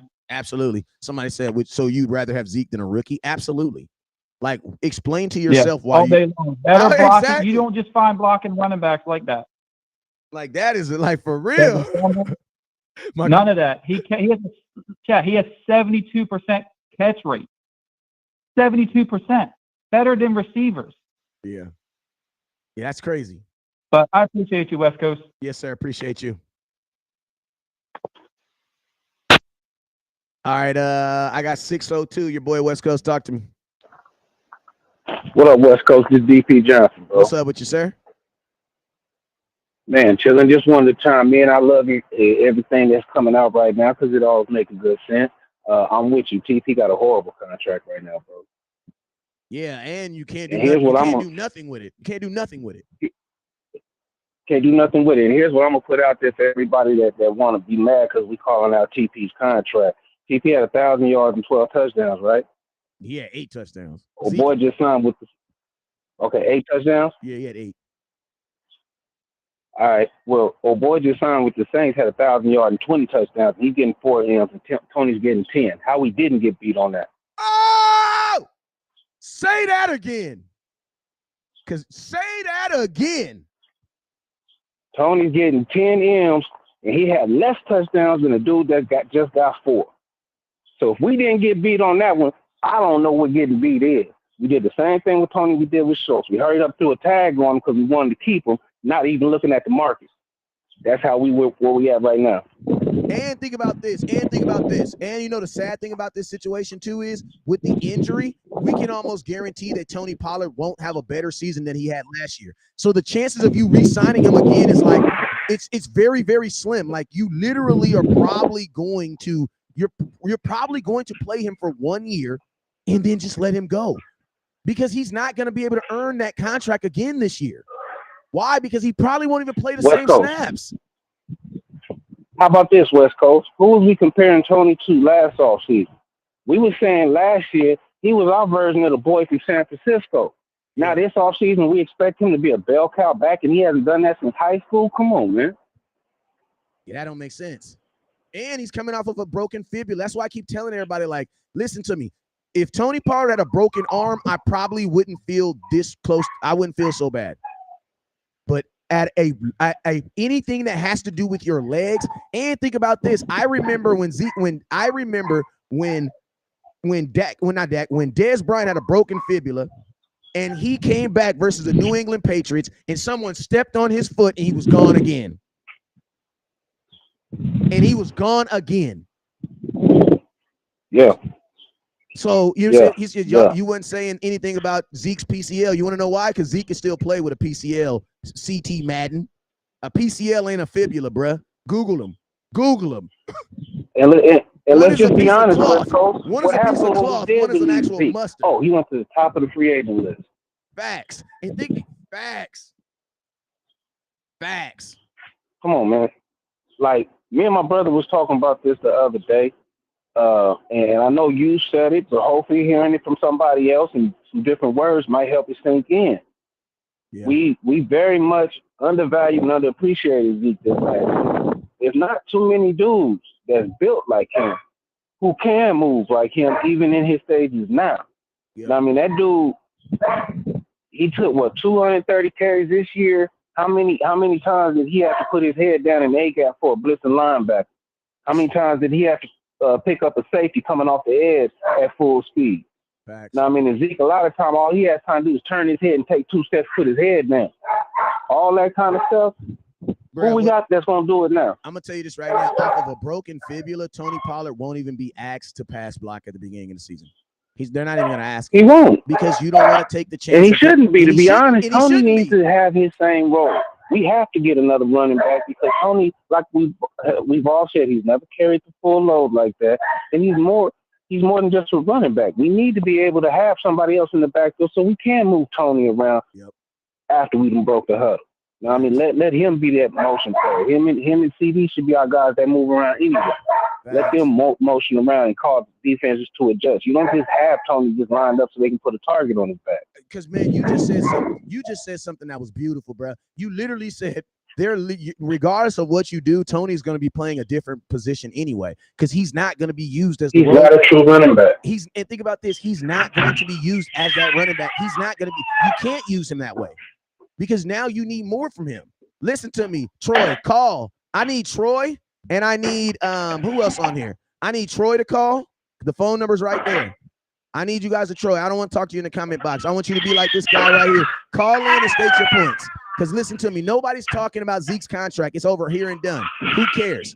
But what we're talking about now is the Cowboys are not going to be able to replace that production. So call to me and tell me how they're going to be able to do this. Hey, caller, this is a great call, man. Anything you want to say before you get up out of here, my boy?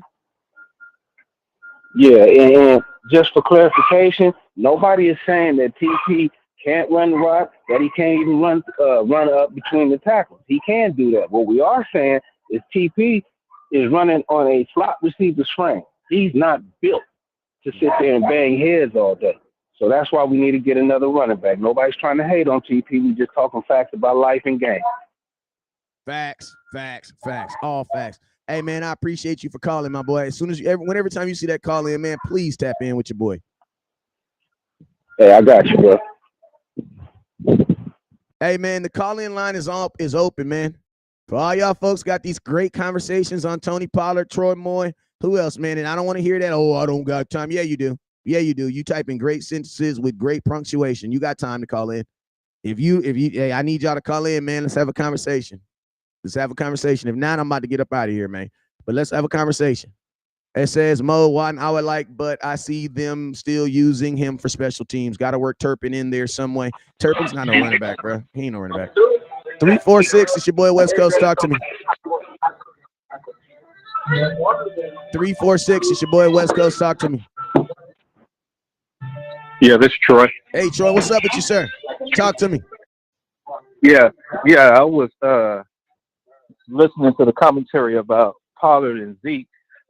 All I was trying to say was that, I mean, the Cowboys learned a lesson when they gave Zeke his second contract not to do that again. But at the same time, they have enough integrity to pay their own. That's why Tony got his money. But they couldn't give him a second contract because he wouldn't work out a deal for lower money. That's just the management having integrity plus being smart. So you can cut them after 1 year if they don't get the deal worked out for a longer term deal. Okay, but that doesn't make sense. That doesn't make any sense. Tony Pollard is still a running back who's done less than the running back that you just cut, and you gave him a guaranteed $10 million. That doesn't make any But sense. when he got the opportunity, to do the load of the running, how well did he do? He didn't do well. What game? You tell me. Last year? Yes. Last year? Yeah, Are you kidding me? You tell me. When Tony started and Zeke was out, Tony didn't do well. What game? That's what you're saying. No, I'm asking you what game. That's what you're saying. I'm asking you what game. We're gonna Come on, West Coast. No. We are Cowboys fans. Don't play it like you don't know, bro. I'm asking you because I can't point out a game. No, I watched the games just like you did. Did Tony do well when he started? Fam. When Tony started the game, did Tony do well? Fam, I'm asking you what game. You're asking me a question. I'm asking West Coast. No, you posed that into the. That's not a pose. I'm not. Listen, sir. I'm not posing. Listen. All I'm saying is I know he did because I watched the game. Okay, I can't so tell you what game because I didn't do the research. Okay, so what? But I know he did. Okay, so what? But you can't just make a. So you're telling me. So what you're telling me though? Excuse me. I'm sorry for cutting you off. So what you're telling me is when he runs through the tackles, Tony can't break tackles. We see him break tackles all the time. Time out. And then he'll take it for 30. He can be productive, and we can get a rook on the back end of this. Okay, can I ask you a question? Zeke was not an outlier. That's all I'm saying. Now, I'm gonna say something real quick. You know that he only has 3 plays this entire season where he broke for more than 20 yards that you're just saying off the tackle. And do you also know that the tackle is also where there's more places you got to run, like the A gap, the B gap, and the C gap. So hold on. I didn't. Listen, brother, I didn't interrupt you. You got to let me finish, okay? So this is what I'm asking you. First off and foremost, we're only going to talk facts. If you can't tell me which game you're talking about, then this is a roundabout conversation. And listen to me. I don't fight with. Listen to me. I would never box a boxer who I could clearly see was not out here working out like me. Like if you were Floyd Mayweather and he sees that you out here just not doing anything, bro, I'm not about to sit up here and box with you, bro. Like if you're gonna come on here and talk, you need, especially if you're going to defend points and you're gonna be actually using words like soliloquy. If you know what the word soliloquy is, you should be able to know that Tony Pollard started. No, let me finish my point. Let me finish calling in. You asked me to call in. I know. Okay, so let me finish my point. To make a couple of points. Okay, so let me finish. I'm gonna give you the games. I'll give you one game. I'll give you the Green Bay Packer game. Who else ran in that game? Because think about this, and then you also remember this. Do you not remember after the Green Bay Packer game when Tony Pollard's running back coach came out and specifically said that Tony Pollard came to the sideline after the 14th carry and said, "Coach, I am done." Now remember. Answer me this. No, I'm asking you, do you remember that? Do you remember that? I want to know, do you remember that? Do you remember that? Do you also remember? So you don't remember the Dallas Cowboys taking out Tony Pollard and putting Malik Davis in the Green Bay Packer game?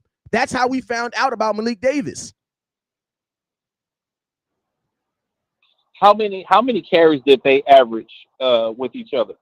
You tell me. I don't know. Zeke and Tony. I don't know. You tell me. Did they average about the same amount of carries? Did they average about the same amount of carries? Can I ask you a question? Is the A gap the same as running in the 6 gap? Is running in the 1 gap the same as running in the 6 gap? Answer me this. No, I'm gonna ask you a question. When you're calling a play, can you call a play for either A or the other gap that you just said? Yeah, Kellen Moore can. Does it have to be called for the A gap? Kellen Moore can. Zeke can't. Kellen Moore can. You're absolutely right. Can you put Tony out in the flat and throw him the ball and still get the same productivity as the running back they didn't do that though. A la Alvin Kamara they didn't do that though. We didn't do that though. Christian McCaffrey. We didn't do that though. We never did that. They rumored that. No, I'm saying this year. We're talking about this year. No, we didn't do that. No, we didn't do that. Because Tony gave us productivity. How many yards did Tony have last year? Bro, did he get 1,000? You tell me. Did Tony get 1,000? Yeah, I'm gonna tell you this. Tony Pollard. We had 1,900. We had 1,900 combined yards between the two running backs. Yes. So did Tony get 1,000? You tell me. So you telling me with a guy that has played for us, so we're just gonna just let him go, like we did Zeke, and people complain, "Oh, we let Zeke go." So we let Tony go. He goes to another team. We'll be like, "Oh my God!" Listen to me. I'm gonna tell you. You know what's crazy? You know what's the crazy? So can I ask you a question? So can I ask you a question? So you don't have a problem that Tony gave them but at the same time, do right by him. We're going to give you top of the market money this So you year. have no But it's problem. only going to be for So 1 you year, have no Tony. problem. So you have no problem with Tony Prowler. You have no problem with Tony Prowler having a broken fibula. Well, I won't know until I see what Exactly. he does. So exactly. So my question is, so you don't know. So you can't take that back because you just said that on national air. You can't take that Well, statement no back. one can. You can't Exactly. either, though. So then why do you give him $10 million? You So can't say why that give he him 10 will million? because he's had it. So why give him $10 Because million? you don't know. So why give him $10 million? Because of the productivity that we've seen him do. Bro, what And because of the productivity? training Listen to staff me. that we Bro, have. productivity, he only had 120 yards more than Zeke, and Zeke missed 2 games. What productivity? What productivity? But I'm saying, but you're fighting to keep Zeke. I'm Why not not fighting fight to keep Zeke. keep I'm not. Pollard if you get that same I productivity? am not fighting to keep Zeke. Nope, stop it. I never said that. I am not fighting to keep Zeke. Zeke is Then not. what are you arguing? I'm arguing this. I'm arguing this point right here. No running back should be making $16 million, no matter who you are. I've already said that. The point that we are making is that fans that are out here saying that Zeke has no value. No, Zeke does have value. He may not have $16 million worth of value, but he does have value. And that is the issue. That is the and maybe that's what I need to be very adamant about. You feel me? I'm not saying that Zeke has $16 million worth of value. No, I am not saying that. I do not believe any running back is worth $16 million. We ain't got to go back over that. That's the reason why they didn't give Tony a long-term second-year deal. Listen to me. Let me say something. No, it's not, bruh. The Cowboys do dumb stuff all the time. We also franchised a tight end last year. So what is you talking about? You're talking because Zach needed that productivity. We didn't have any receiver. So what is you talking about? Gallup was coming off injury. All we had was CD. We signed a bunch of no-names and rookies. He needed that. So they gave it to him. They bit the bullet and gave it to him. But the front office won't get credit for it. They get slammed for it like they're doing something stupid when it wasn't stupid. It was clearly needed. We can't pay Zeke. Listen 16. To me. You don't got to pay. We stop. Still need listen that productivity. To me. Fam. We tried to make it. So how much can you pay Zeke? No, you did not. No, you did not. No, you did not. No, you did not. No, you did not. Give him a long-term deal. We're not going to be stupid enough. I'm going to mute him because now he's lying. The Dallas Cowboys did not offer Ezekiel Elliott a deal. They did not offer him a deal. They did not offer him a deal. That is not true. I'm gonna bring him back on here, but the Cowboys did not offer him a deal. The Cowboys did not offer Ezekiel Elliott a restructured, nor did they offer him a pay cut. That is not true. Hey, 346. I had to mute you for a minute, man, because when you say things that are just flat out, I heard. Yeah, that wasn't true. The Cowboys never offered him any type of deal. I know that for a fact. So that's not true. So we're up. Why did we keep Zeke? Say it again. Wait, hold on. Why did we keep Zeke for so long before we let him go? Because he was giving you 12 touchdowns a year. That's why, bro. No. In this offseason, why didn't we just cut Zeke immediately? Because why? This is my question. Why do you think I know the answer to that? Why do you think you know the answer to that, bro? Nobody knows the answer to that for Jerry Jones. Like, bro, you can't just assume that every single thing that the Cowboys do is connected to this and connected to that. Bro, Jerry Jones does dumb stuff all the freaking time. I'm going to tell you why they waited. To cut Zeke because, bro, they waited till all the good. Listen to me. The Dallas Cowboys are about holding on to the media. Do you not notice that the Cowboys released Zeke after they signed the Gilmore dude? And then the 2 days later, we have controlled the airwaves. That had nothing to do with Zeke. This had to do with the Dallas Cowboys controlling the airwaves, being the number one talk thing on radio. That's it. Zeke can't score TDs out unless he's inside the 5-yard. Daniel, that's okay. Guess what? If Zeke can't score touchdowns inside the 5-yard, that's good. So what you're telling because me we were is one of the worst red zone offenses. If they had cut Zeke early, that we wouldn't have been the number one talked about subject like we always are. Well, You couldn't really even cut him until free agency started. So free agency had to start first. Well, I'm saying he could still be designated June 1st. Yeah, but you had to do that first. There was a process and all that. Hey man, there was a whole process that you had to go through that. So there was an actual deadline on when you can do those things. And think about this: the Cowboys still technically cut him on June 2nd because what? They're designated for June 2nd. So, hey, what's your last comment, man? I got two more people on here I got to talk to, but good back and forth though. Good back and forth. Good. I disagree with. No doubt. I disagree with some of the points. I think we can get the productivity that we need from who? Having from who? three backs. From who? No. I want a name. I want a name. I want a name. I want a name. You're a grown ass man. I'm a grown ass man. No mythological stuff. Give me the name. Who's the rookie? I have to know all the rookies. No, you should, bro. This is your NFL season, bro. If this doesn't work out, I'm gonna ask you a question. West Coast, man. All I'm saying is keep Malik, the free agent that they're looking at. That's fine. I don't think we need him. We keep Tony and we go get a rookie. Congratulations. We are another regular ass team with regular ass running backs. Appreciate you for calling in, my guy. Well, I'm saying. Yeah, I know. Appreciate you, my boy. That was a good call, though. It's always good to have a little back and forth. 310, it's your boy West Coast. Talk to me. What up, West Coast? This your boy OG. What's up with you, sir? I'm chilling, man. Hey, look, everybody talks all this madness about Zeke. To me, and this is just my opinion, the Cowboys made a big mistake getting rid of Zeke. Tony Pollard, he's a good running back, but that's not his position. You and I both know that. Thanks. It's not his position. You know what I'm saying? Not only that, running backs is more to it than just running the ball. Thanks. You know that just as well as I do. That's Thanks. why I don't understand about our Cowboy fans. They don't understand that. Zeke is a pass blocker as well. Tony Pollard, excuse my language, he's too light in the ass to take over to be blocking on guards and linebackers, especially when they're coming in at him at full speed. He's too light in the ass. Off of an injury. You know what I mean? I mean, come on, man. Tony Pollard's a good running back. Don't get me wrong. He ain't bad, but that's not his position. Yep. He is a wide receiver. Put him in a slot. We've been saying that since the beginning of the season. Am I right or wrong? Right. And I'm going to tell you something, OG. I'm going to tell you something that just really irks me so much is how the Dallas Cowboys going to swear up and down that they're so money hungry and money pinching. Bro, don't nobody use a damn franchise tag like us. Like, what is bro, we didn't use the franchise tag 5 times in a row now. Name me a team that's using the franchise tag like the Dallas Cowboys. Name me a team. And that's not the Cowboys.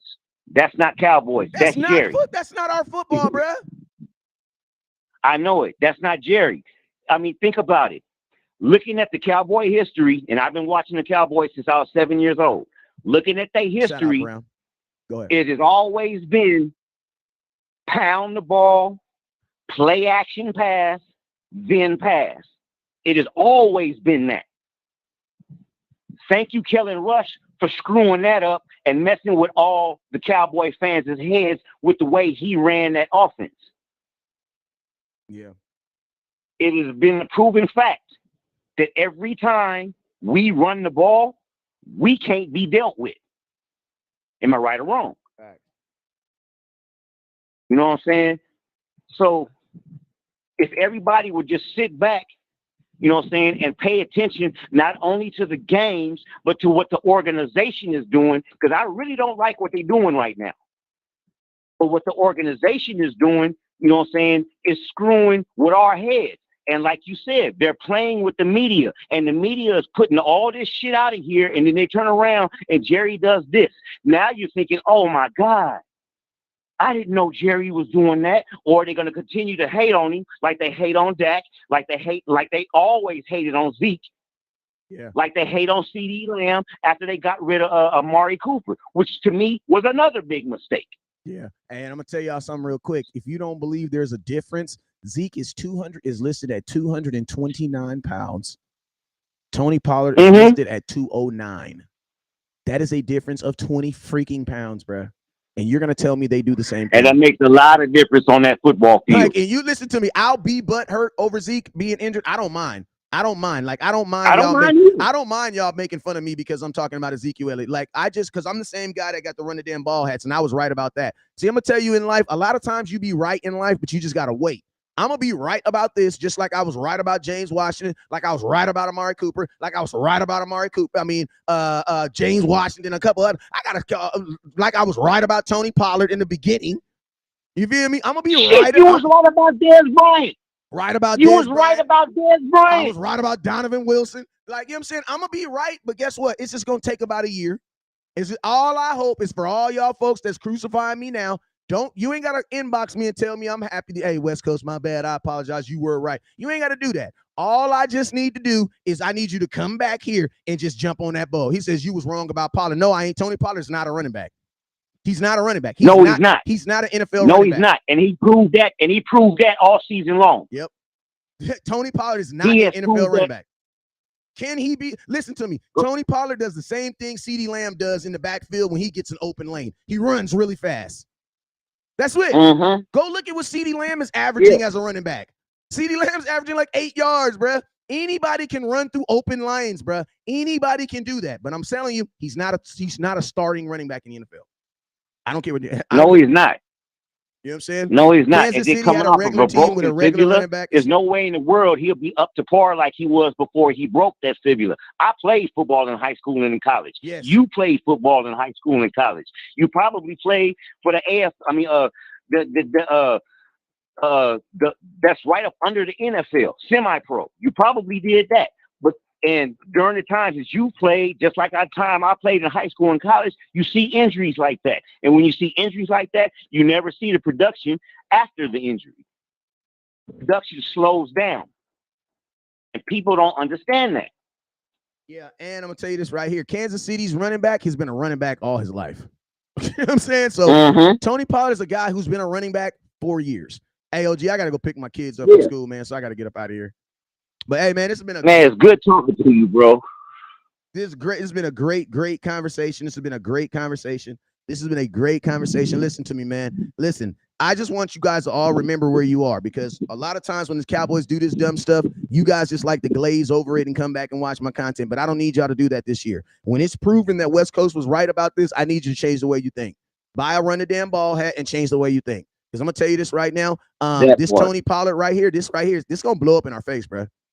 Like, and I don't listen to me. I am the type of person where, listen, my brand is solidified for me to tell the truth. There's some guys out there that's gonna water that shit around the brew. I'm gonna tell you this right now. I'm the same guy that's gonna tell you that Tony Pollard, that it was gonna take time for CeeDee Lamb to be a number one receiver. It is, if you think Tony Pollard can be a number one running back out the gate, it's not gonna happen.